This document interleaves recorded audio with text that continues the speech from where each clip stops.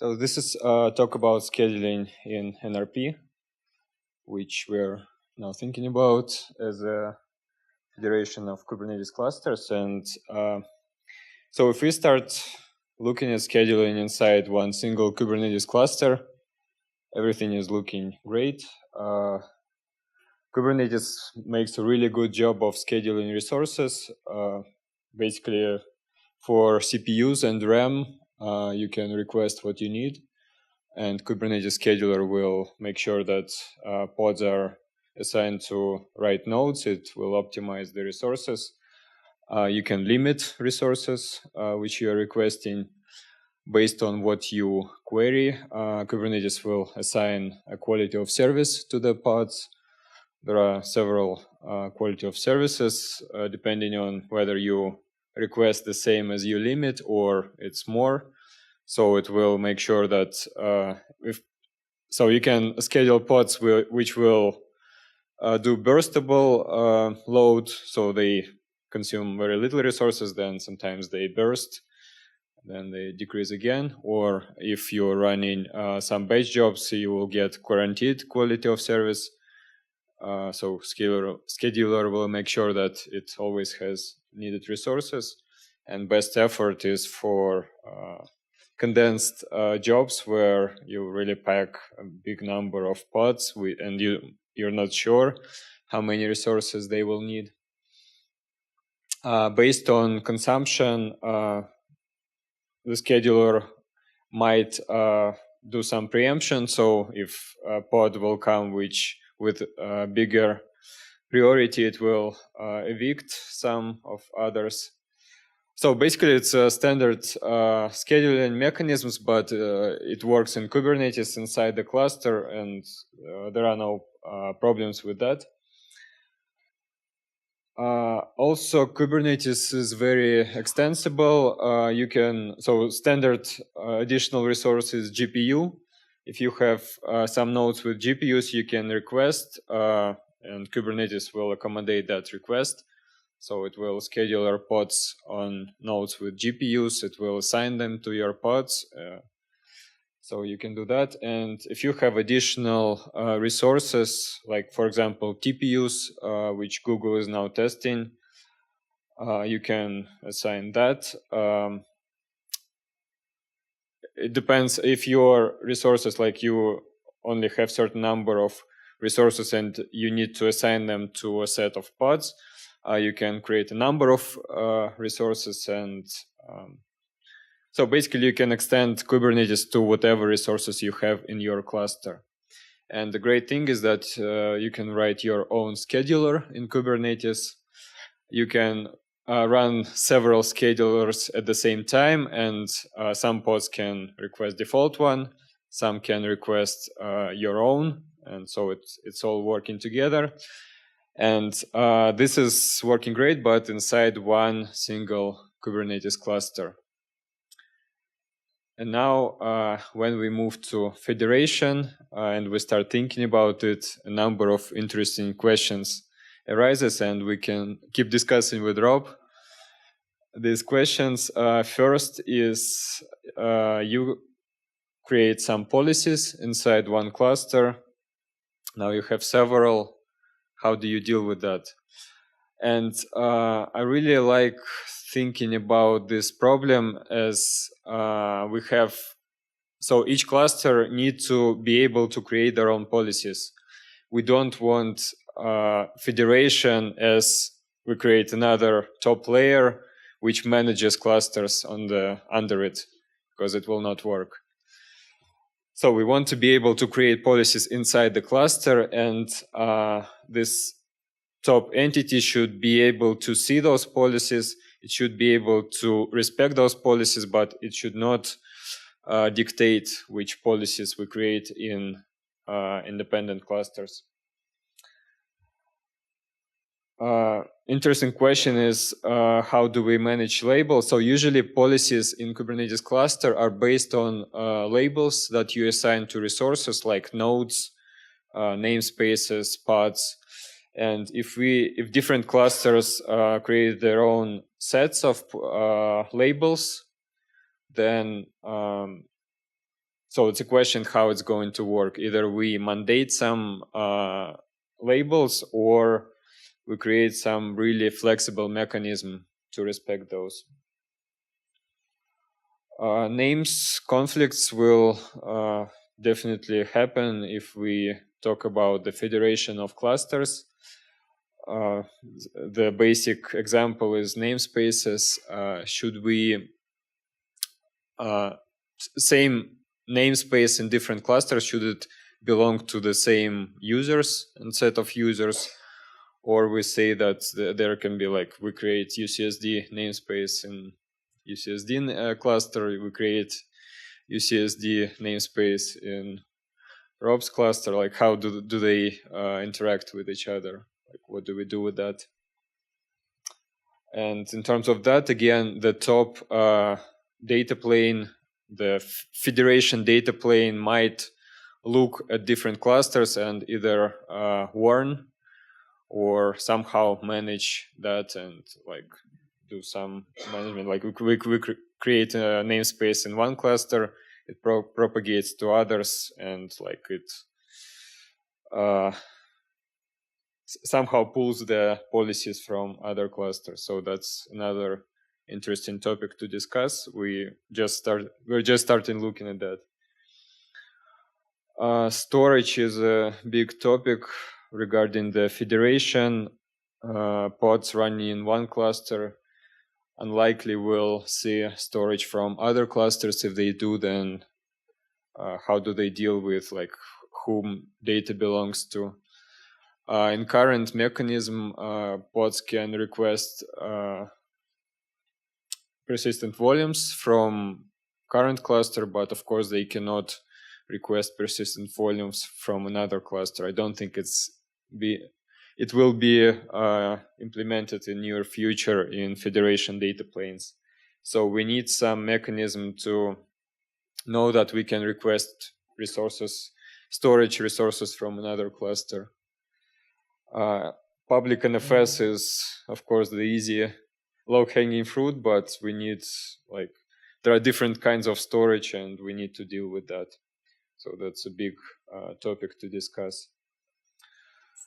So right now, Kubernetes has implementation of federation data plane v1. They were working on it for more than a year, and there is a decent amount of code. It seems like the development of it is frozen for now, but what I saw was this federation data plane can sync resources across clusters. So if you go to this federation data plane, in theory you can deploy resource and it will propagate to clusters controlled by this federation. Also, a big thing that I'm really excited to see is service discovery. So and that is based on common DNS, which is working across all the clusters. So to deploy the federation v1, you need to have core DNS working in this federation data plane. And this DNS will have resources from all the clusters. So this is working on top of DNSs already implemented in these clusters. And that will help pods to discover services from other clusters, which is great. So we should see how it's working. And if that works across the overlay networks, then that's a way to do it. So pods will be really able to interact between clusters, which is exactly what we want from the federation data plane. And looking at documents, federation v1 documents are stating that v2 is still consists as documents. So they say there is no code, but actually there is some code already existing, but this is more like very small components of federation v2. And just looking at the direction it's going right now, I see v2 Federation v2 from Kubernetes as controlling a plane which really dictates what's happening. So it's like cluster of clusters, and you go in Federation v2 and you can deploy stuff in those clusters. So this is really like controlling mechanism. And for PRP, I don't think it's going to work. So I see Federation as really read-only and service discovery mechanism rather than the mechanism that deploys stuff in the clusters. So we will have to look at it, and in the worst case, we will have to create our own operators. But I see it as doable because Kubernetes is really extensible, as I said, and I'm sure we'll be able to create our own if we have to. But we will see where Federation v2 goes. So now it's a point of discussions and from Kubernetes side, and we might even be able to reach to them and tell what we really need, because it seems like we're the biggest client for this right now. So this is all from me. Questions until after my presentation. Okay, so so I'm actually so Dimitri was really did an excellent I think assessment of the current state with Federation and Kubernetes, and really looking at what the technology has to offer. And you know, both in PRP and in Slate, we didn't have in mind trying to develop a whole new stack of services from scratch. We were going to utilize open source tools and the entire ecosystem that's built up around these tools, and Kubernetes turned out to be the leader, as Larry described on yesterday.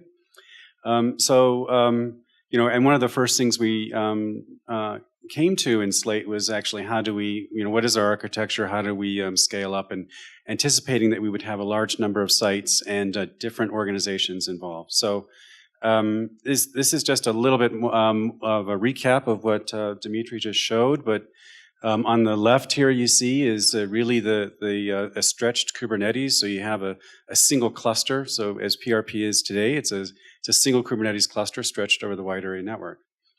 And that's possible with all of the, you know, the good engineering from the PRP team, and you know, the ability to deploy and manage all these edge nodes and to have them built into a single cluster. But it's a single system. So then the next is, you know, as Dimitri described, was federation in Kubernetes. And so what are the capabilities? What can we expect? And you know, as he described, there's a control plane that gets added to the system, which allows you know, discovery of services between the two and being able to coordinate services that we expect to have across different clusters. So in Slate, we were confronting these kinds of things and trying to figure out what would work best for our different science communities, which are very dispersed and have a presence in, you know, different countries and so forth. And you know, knowing that facilities over the timescale of this project will be deploying their own Kubernetes, and there'll be Kubernetes clusters as, you know, part of a normal data center operation. And what if we want to federate into those? So we started examining this issue of interoperability and trying to figure out a way to manage the usual issues of access, privilege, and security across them.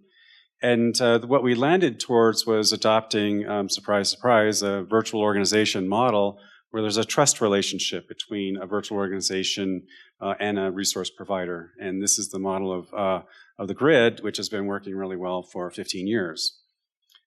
Always, you know, you try to identify the principles and the things that are going to be important to the providers as well as the science communities, and we're trying to bring up those principles. And one of them is, of course, site autonomy and local policies, that we want to be able to respect those when we come across them. So then we want to look at, you know, we imagine, we're anticipating that there will be structures which platforms which are, you know, any combination of these. We'll have stretched Kubernetes. We'll have federated version 1 Kubernetes. We'll have federated with extensions and new kinds of scheduling across them. And we'd like to be able to work with all these. And so we've talked about in Slate looking at a layering above, so almost like an interoperability layer between platforms. And so we're designing an API server. We have a first version of this, which has a web presence. It has a command line interface to it and a persistent part to it. And it can be used to access different Kubernetes resources. They can be edge clusters, so it can be a standalone Kubernetes cluster, or it can be a federation. So we sort of think of this as a loose federation of clusters and platforms is the approach we have. We have a URL here that you can go and read more into actually our thinking and our decisions, considerations, how we landed on this, this approach. So we have a prototype of this. This is not available for the public yet, but this is in a prototyping stage, and we try to always use systems and software that's out there that's been proven to work and has been widely used. So we need a web presence. We need to authenticate to different identity providers from our different collaborating institutions. So we use GlobalAuth for that. And then we have we have to have a presence which speaks to both the resource providers, so the providers on the campuses that are going to be connecting an edge cluster into a federation, as well as the application developers that will be building the containerized applications that get deployed on these infrastructures. And so both of them will need access to the system, and we have the initial designs and prototypes here for the cluster registration and to download the client script in order to access the system. And so like you see here on the right, here's if you are already a PRP user, you go to the Nautilus website and you go through and register as you first come in as a guest, then you become a user. And when you're a user, you have a very nice recipe here for how to actually use it. And you have the full capabilities of Kubernetes available to you to access the PRP. So you get kubectl, and then you can start deploying pods and containerized applications and so forth there. On the left-hand side, we have a similar approach with Slate, the similar kind of thing in terms of downloading the credential that you need in order to talk to the Slate API server.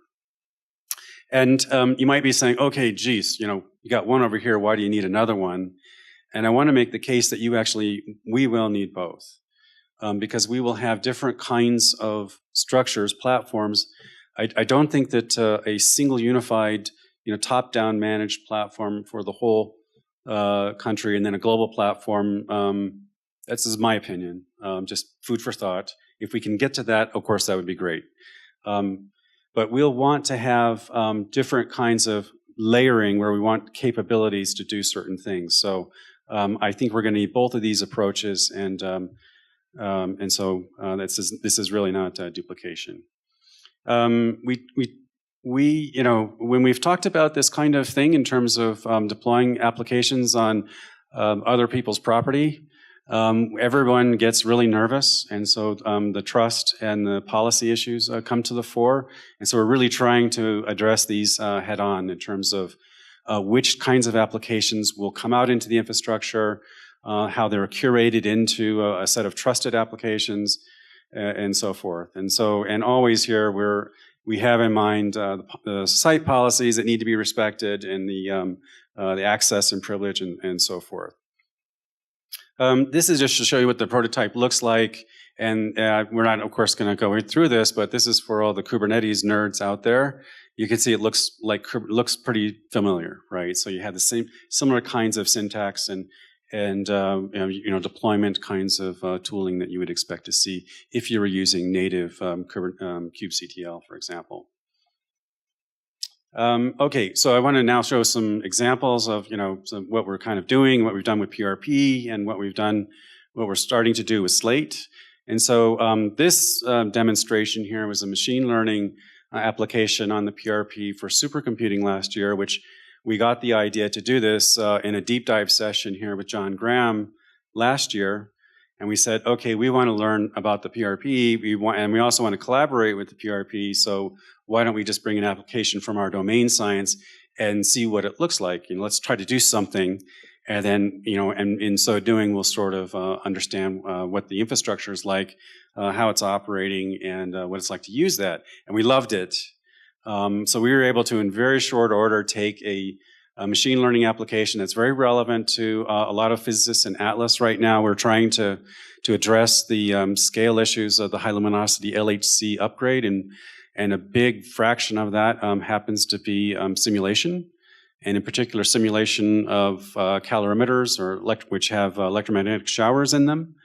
And so we took a data set which was a full simulation using JAONT4, which is the standard simulation tool that everybody uses, and which is very CPU intensive for large data sets.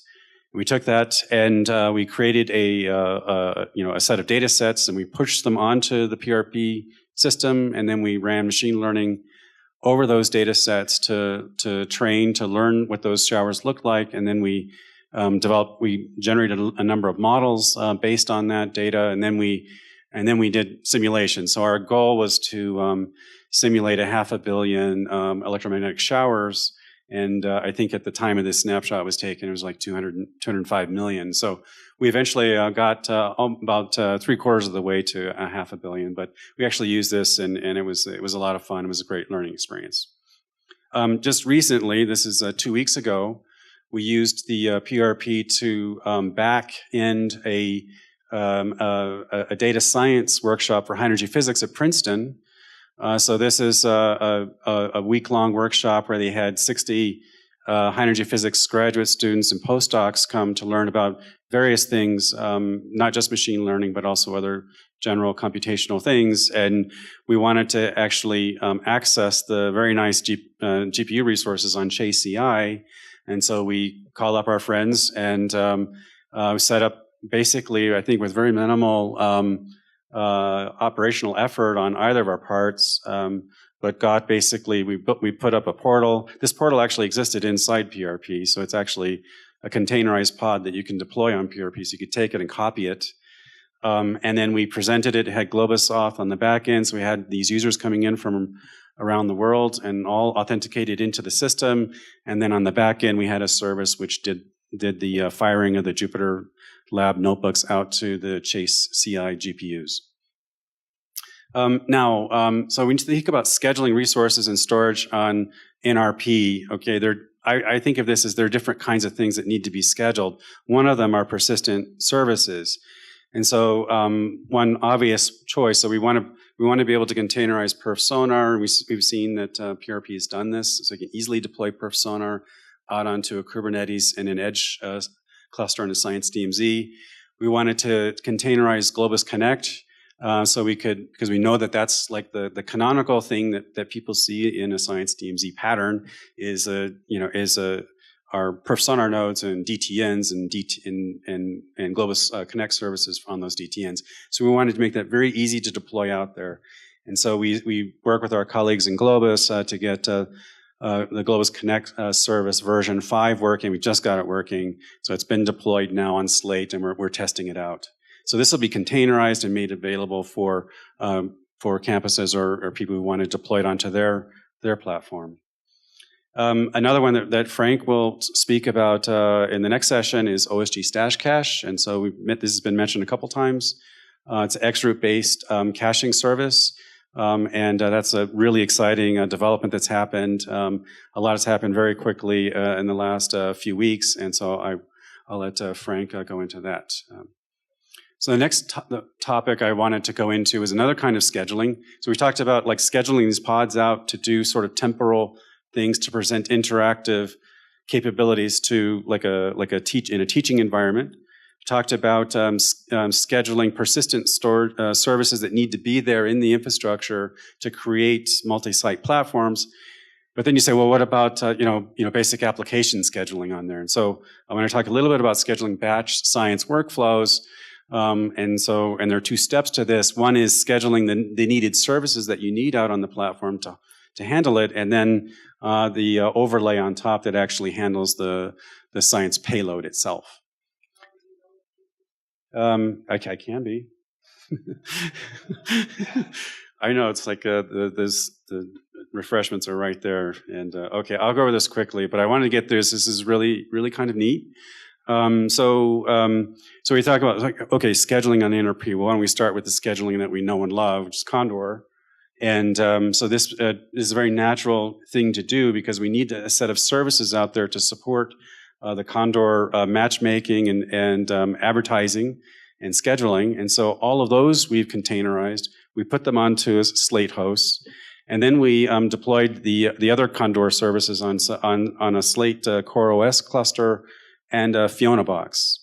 And so we deployed the Condor Start D daemon on that Fiona box, and then we plugged it into Open Science Grid. So we started to get Open Science Grid jobs, and within minutes we had jobs scheduled on this Fiona box, which came from an MIT graduate student who's doing organic quantum simulation. And that just happened. They just landed there just minutes after it was deployed. We've just got the GPUs attached and visible to Condor, and we have IceCube, which is queuing up jobs and getting ready to go to that. But I just show that these are so Fiona boxes, which are just like the PRP Fiona boxes and the Fiona boxes that many of you have been installing in your campuses.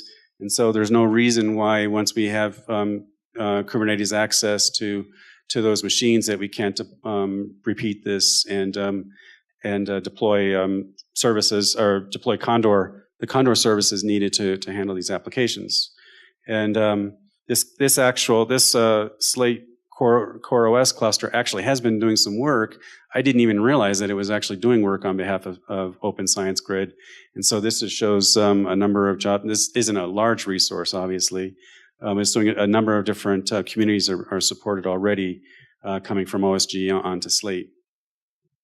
And I just want to mention here, and these slides are available so you can go to this. There was a really cool talk, which was essentially this kind of thing at KubeCon in Europe from the CERN team, which is exploring into this space, and they deployed Condor and over Kubernetes, and were able to do multi-cloud scheduling of different LHC applications.